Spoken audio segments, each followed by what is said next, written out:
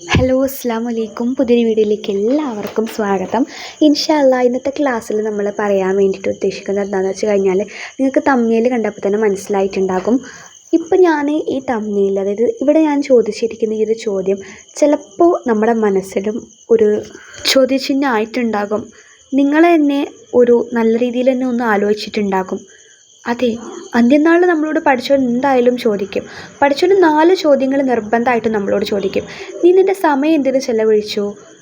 ധനം എന്തിനു ചെലവഴിച്ചു? ധനം എങ്ങനെ സമ്പാദിച്ചു? ഇങ്ങനെയൊക്കെ പഠിച്ചവൻ നമ്മളോട് ചോദിക്കുന്ന സമയത്ത് അതിലൊരു ചോദ്യമാണ് നീ നിൻ്റെ സമയം എന്തിനു ചെലവഴിച്ചു എന്നുള്ളത്. അങ്ങനെ ചോദിക്കുമ്പോൾ നമുക്ക് എന്താണ് മറുപടി പറയാനുള്ളത്? നമ്മൾ സമയം ചിലവഴിച്ചിട്ടുണ്ട്. എത്രയോ വർഷം നമ്മൾ ജീവിക്കുന്നു, നമ്മുടെ സമയങ്ങൾ അങ്ങനെ ചിലവായി പോവുകയാണ്. പക്ഷേ നമ്മൾ ചിലവഴിച്ചിട്ടുണ്ട്, ഒരുപാട് ആവശ്യങ്ങൾക്ക് ചിലവഴിച്ചിട്ടുണ്ട്. പക്ഷേ അള്ളാഹുവിന് വേണ്ടി നമ്മൾ എന്ത് ചെയ്തു?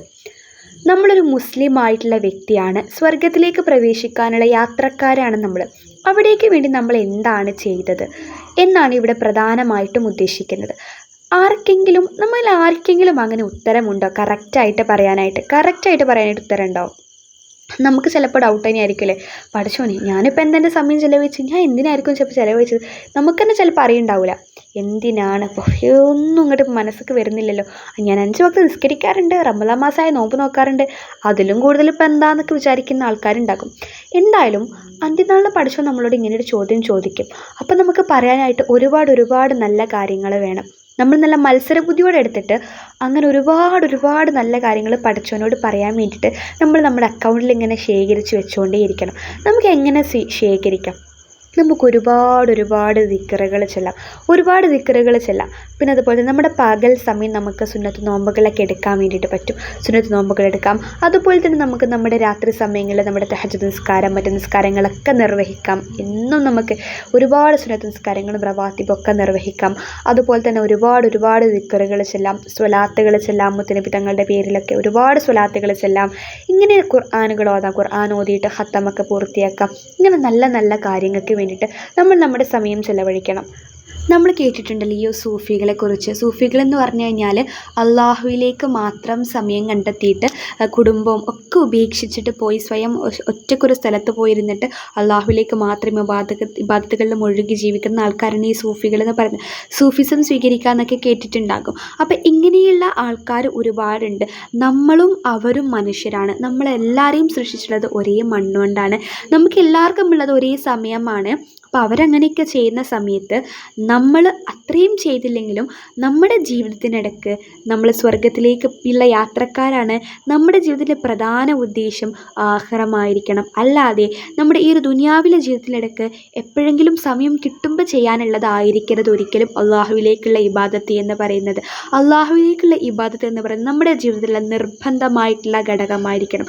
നമ്മൾ 5 നേരം അല്ലെങ്കിൽ 4 നേരം 3 നേരം ഒക്കെ ഭക്ഷണം കഴിക്കുന്നുണ്ടല്ലേ. ഒരു ദിവസം പോലും നമ്മൾ ഭക്ഷണം കഴിക്കാൻ വേണ്ടിയിട്ട് മറന്നു പോവാറില്ല. നമ്മൾ 1 ദിവസം 2 ദിവസം 3 ദിവസം ഭക്ഷണം കഴിക്കാതിരിക്കാറുള്ളൂ. നമ്മളെക്കൊണ്ട് അങ്ങനെ പറ്റുമോ? അതുപോലെ നമ്മുടെ ജീവിതത്തിൽ അതിലും കൂടുതൽ പ്രധാനപ്പെട്ട ഒരു കാര്യമായിരിക്കണം അള്ളാഹുവിലേക്കുള്ള ഇബാദത്ത് എന്ന് പറയുന്നത്. നമ്മൾ അധിക പേരും ഒരു ദിവസം ഒരു കല്യാണം ഉണ്ടായിക്കഴിഞ്ഞാൽ, കുടുംബത്തിലൊരു കല്യാണം ഉണ്ടായിക്കഴിഞ്ഞാൽ നിസ്കരിക്കാത്ത ആൾക്കാരാണ്. ഞാൻ ആരെയും പറയുന്നില്ല, ഞാനടക്കമുള്ള ഭൂരിഭാഗം പേരും അങ്ങനെ തന്നെയാണല്ലേ. നമ്മളതൊക്കെ മാറ്റിയെടുക്കണം. അള്ളാഹുവിലേക്ക് നമ്മൾ സമയം കണ്ടെത്തണം. അന്ത്യനാളിൽ നിന്നിൻ്റെ സമയം എന്തിനു ചെലവഴിച്ചു എന്ന് ചോദിക്കുന്ന സമയത്ത് നമുക്ക് പറയാൻ വേണ്ടിയിട്ട് ഇതുപോലെ നല്ല കാര്യങ്ങൾ ഉണ്ടായിരിക്കണം ഇൻഷാ അല്ലാഹ്. എന്തായാലും ഞാൻ ഇത്രയും പറഞ്ഞ സ്ഥിതിക്ക് ഞാൻ ഒരു കാര്യം കൂടി പറഞ്ഞിട്ട് അവസാനിപ്പിക്കാം.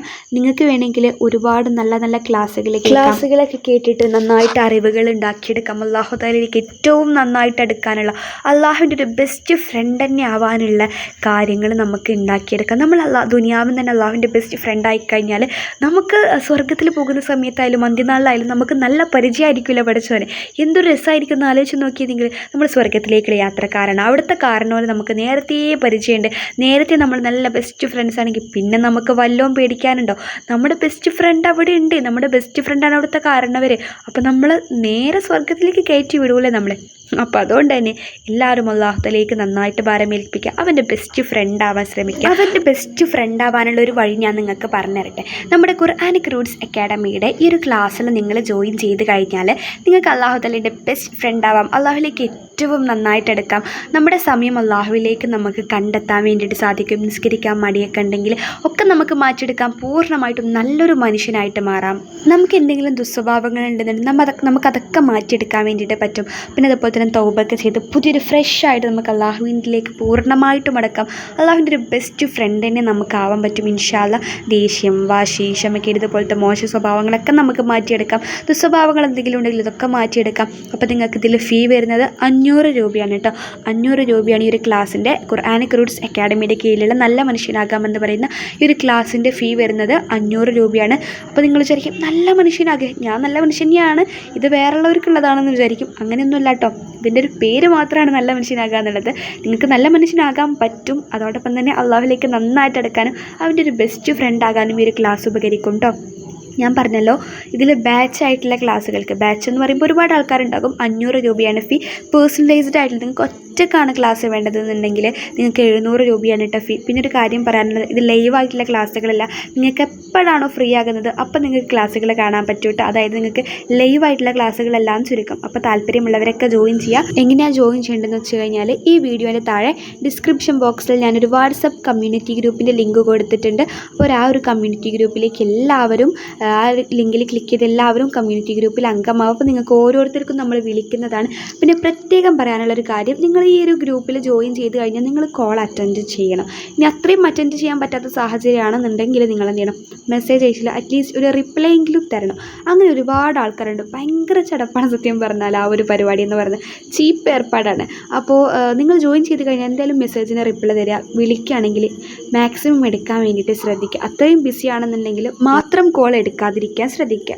അപ്പോൾ എന്തായാലും ഇത്രയേ ഉള്ളൂ ഇന്നത്തെ വീഡിയോ എന്ന് പറയുന്നത്. ഇഷ്ടപ്പെട്ടാൽ സപ്പോർട്ട് ചെയ്യുക. അസ്സലാമു അലൈക്കും വറഹ്മത്തുള്ളാഹി വബറകാതുഹു.